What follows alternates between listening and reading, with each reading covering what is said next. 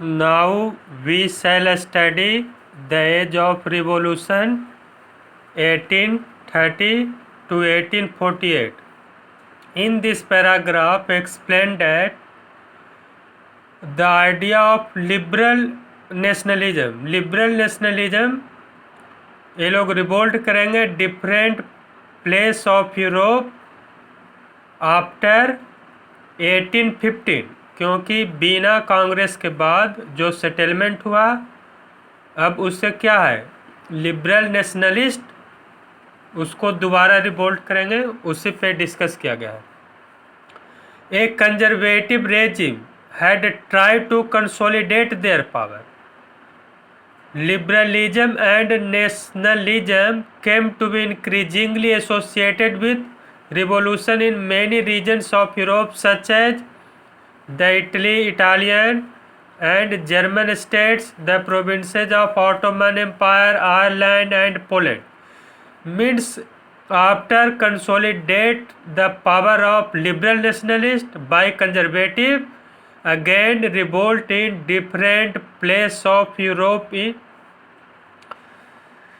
This revolution led by liberal nationalists.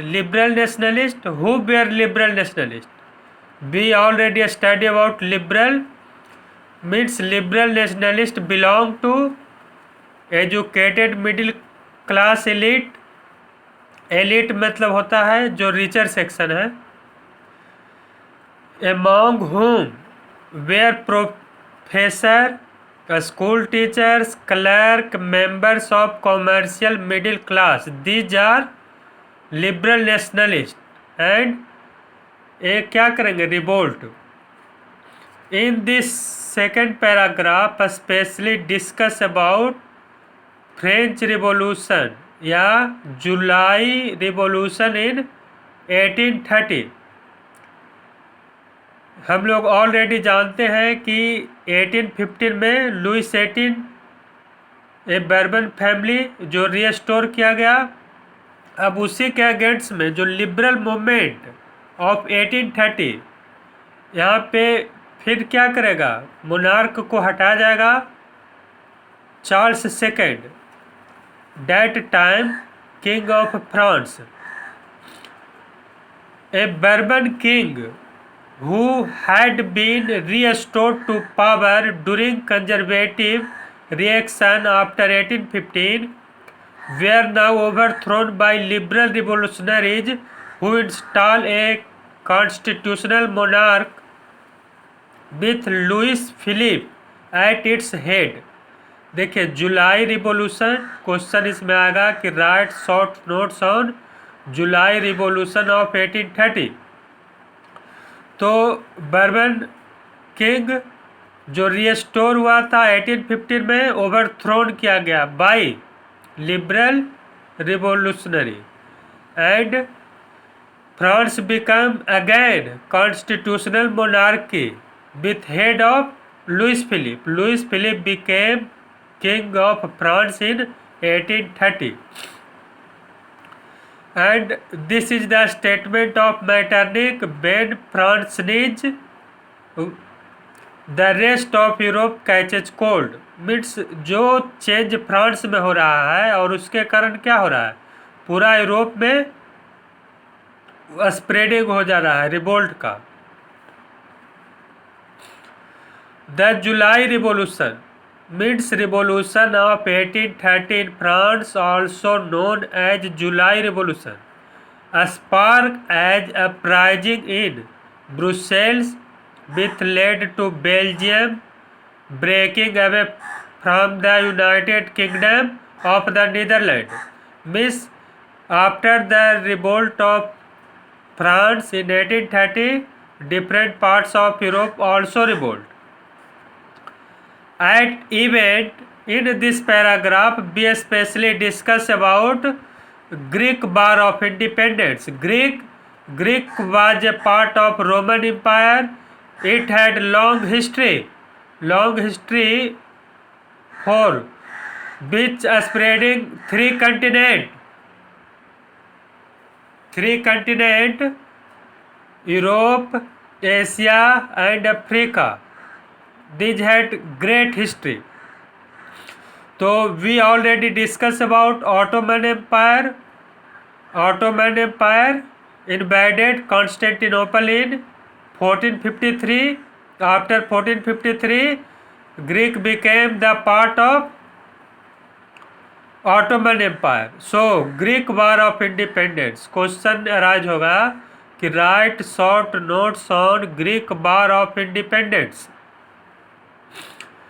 An event that mobilized nationalist feeling among the educated elite across Europe was Greek War of Independence. देखिए Greek had been parts of Ottoman Empire since 15th century.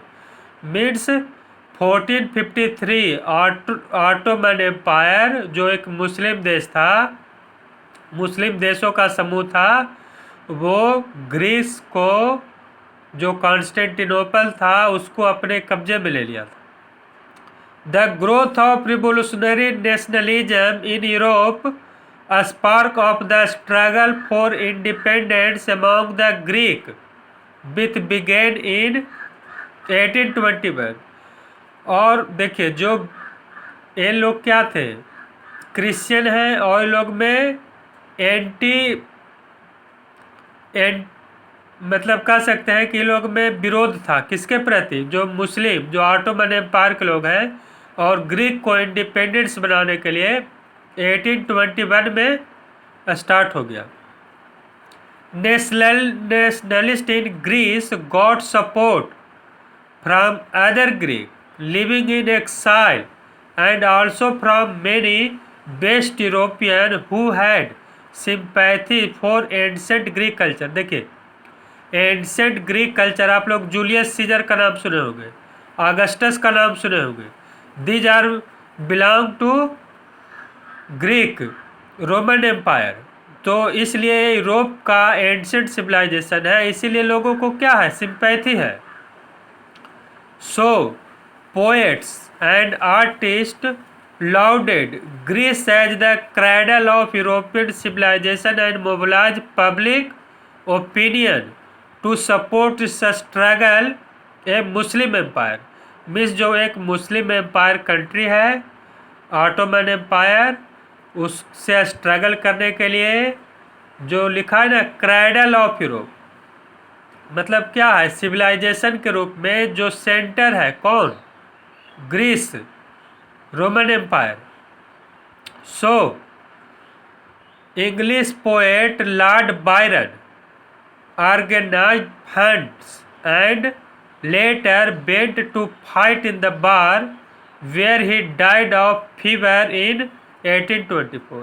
यहाँ question rise हो सकता है who was lord Byron. तो lord Byron was a English poet who organize fund and struggle for Greek war of independence which died from fever in 1824. मतलब क्या है, सारे European लोग कहीं ना कहीं से उसको ग्रीस को इंडिपेंडेंट करना चाह रहा है. This is the part of also making of nation state.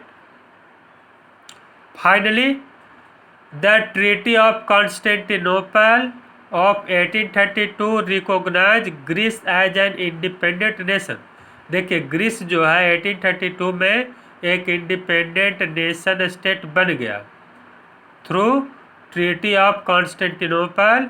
जो ग्रीस पार्ट किसका पार्ट था, Greece was the part of Ottoman empire since 1453.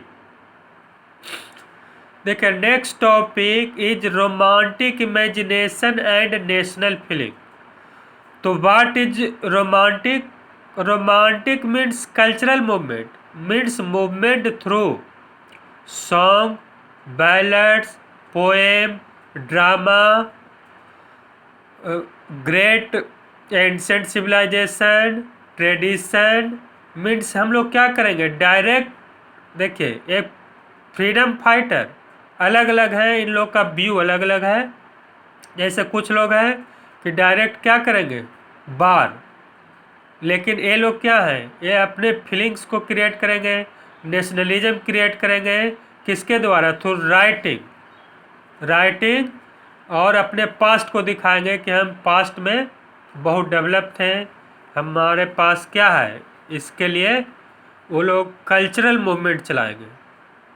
जैसे एग्जाम्पल के लिए समझिए कि in India during British period we also called period of Ramayana, Mahabharata, Vedas, Upanishad, Aranyaka, मतलब कि glory of our past, known as romantic imagination.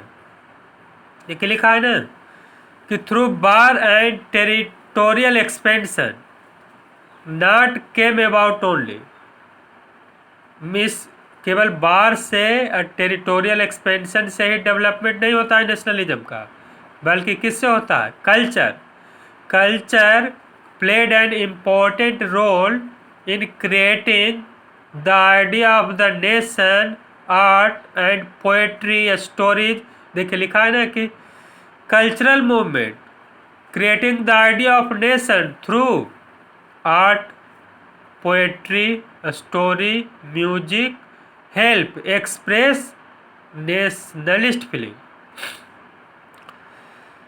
Look at romanticism. तो romanticism is a cultural movement sought to develop particular form of nationalist sentiment.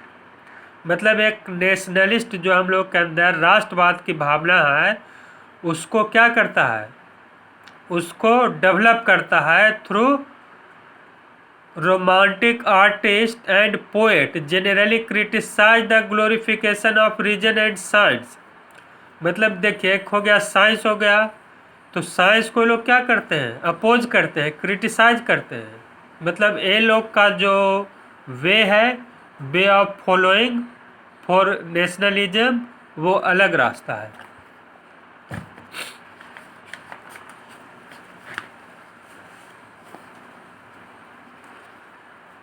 And focus instead of emotion. देखिए emotion, intuition means कि कोई ऐसा चीज़ जिस पे हम question arise नहीं करेंगे कि क्या सही है क्या गलत है। जैसे है ना, हम लोग कल्चर के लिए क्वेश्चन एराइज नहीं करते हैं। हिंदू धर्म, मुस्लिम धर्म, लोग टेम्पल में क्यों जाते हैं, मॉस्की में क्यों जाते हैं। By mystical feelings. Mystical means जो कह सकते हैं कि रिलेटेड टू अननोन पास्ट, नहीं कहते हैं कि रहस्य। जैसे आप जाएंगे philosophy, there effort was to create sense of a share collective heritage. Collective heritage है ना, हम लोग का जो हेरिटेज है, हेरिटेज मतलब past related to Hindu tradition, culture, way of life, a common cultural past as basis of a nation. Other romantic such as Johann Gottfried Herder. Question आ सकता है who was Herder? Herder was a German philosopher, एक बहुत बड़े philosopher है Herder. German culture was to be discover among the common people. Means German cultures है वो किस में बिलोंग करता है? Common people of Germany, through folk song. देखिए हम लोग का जो है ना, अलग अलग स्टेट का अलग अलग सॉन्ग होता है। Folk poetry, folk dance and true spirit of nation. मतलब folk song, folk poetry, folk dance के द्वारा क्रिएट करना नेशनल फीलिंग को। So collecting and recording this form folk culture was essential to the project of nation building. मतलब nation building को create करने के लिए ये लोग का भी, कल्चर का भी इसेंशियल रोल होता है।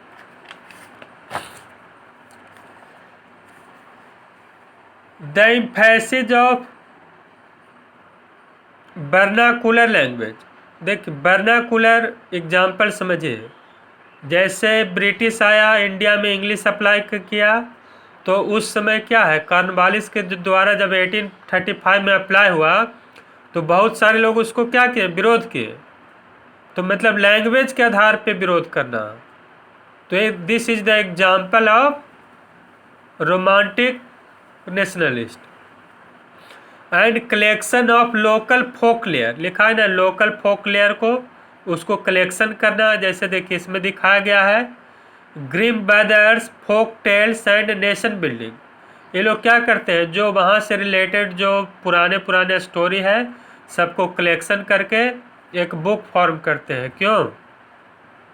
ग्लोरिफिकेशन ऑफ पास्ट, अपने पास्ट को बताने के लिए।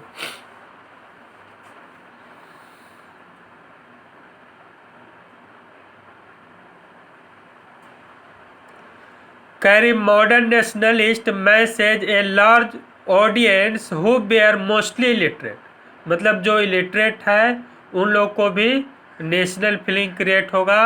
किसके द्वारा? Language. This was specially so in the case of Poland, specially इसमें जो डिस्कस है पोलैंड के बारे में डिस्कस है, क्योंकि आपको याद होगा कि 1815 में जब वीना कांग्रेस हुआ तो पोलैंड का कुछ पार्ट था जो दे दिया गया रसिया को। अब रसिया वहाँ पे क्या करेगा, वहाँ पे अपना कल्चर अपना लैंग्वेज अप्लाई करेगा। तो जो वहाँ पे जो पोलैंड के लोग हैं वो क्या करेंगे, उसका विरोध करेंगे। जैसे एग्जाम्पल के लिए देखिए कैरोल कुरपुंस्की, कैरोल पुरकिंस्की क्या है, a romantic poet who struggle who create national struggle through opera. Opera मतलब होता है कि सॉन्ग विथ ड्रामा, मतलब ड्रामा के द्वारा नेशनल फीलिंग क्रिएट करना। Music, turning folk dance, folk dance Poland का कौन कौन सा है, polonaise and mazurka, example of folk dance. Folk dance मतलब इंडिया का है ना, कथक, कुचिपुड़ी, उसी तरह कहाँ का, पोलैंड का। वीडियो लंबा हो रहा है, इसको शॉर्ट में करेंगे। देखिए इसमें जो क्वेश्चन आता है कि Polish became the weapons for Poland to creating national feeling, मतलब पोलिस। देखिए रसिया है, रसिया जो है वो पार्ट है अति पोलैंड एक कॉलोनियल कंट्री है रसिया का। अब वहाँ पे रशियन लैंग्वेज अप्लाई होगा, जैसे इंडिया में इंग्लिश को अप्लाई किया गया। तो वहाँ के लोग क्या करेंगे, पोलिस को अपना वेपन्स के रूप में यूज करेंगे और मूवमेंट चलाएंगे। Polish language was force out of school and Russian language was imposed everywhere. You also compare from India in 1831 and armed rebellion। देखिए 1830 पीरियड है फ्रेंच रिवॉल्यूशन का, जो पूरे यूरोप में फैल गया, पूरे यूरोप में रिवोल्ट होने लगा। इसीलिए मैटरनिक बोला था कि when France sneezes rest of Europe catches cold. देखिए an arm rebellion against Russian rule took place but ultimately crush, लेकिन जो रिवोल्ट हुआ उसको क्रश कर दिया गया रशियन आर्मी के द्वारा। The many member of clergy in Poland began to use language as weapons of national resistance, मतलब कि रसिया को विरोध करने के लिए जो वहाँ पे जो क्लर्जी थे पोलैंड का, वो पोलिश लैंग्वेज यूज किए as a weapon. Polish was use for church gathering and all religious instruction. और देखिए पोलिश को पोलैंड में बैन कर दिया गया, तब क्या है, लैंग्वेज के द्वारा वहाँ पे कल्चरल मूवमेंट है, लैंग्वेज के द्वारा मूवमेंट चला जा रहा है। This is the example of romantic movement. As result large member of priest and bishop were put in jail. देखिए बहुत सारे को क्या है, जेल में बंद करके साइबेरिया भेज दिया गया। punishment for their refusal to perch in Russia, the use of police came to be seen as symbol of a struggle against Russian dominance। मतलब कि रशियन डोमिनेंस को जो स्ट्रगल किया गया पुलिस के द्वारा। This is the example of cultural movement. So thank you.